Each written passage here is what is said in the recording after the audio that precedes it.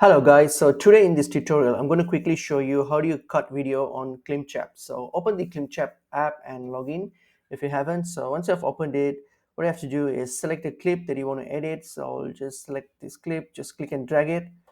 All right, so once you got it, so now you just have to click and drag it to our timeline here so that we can cut it. So I'm just going to zoom it a bit in here. So now all you have to do is just place the timer on where exactly you want to cut it.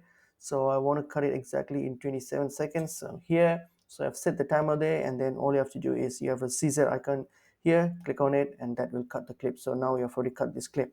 And if you want to further cut it again, so probably I want to cut it again at 45 seconds. I'll just click that again. So that's it.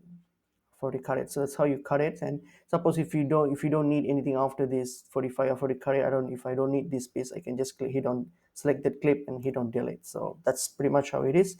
Hope this video is helpful. I'll see you guys in another video. Thank you.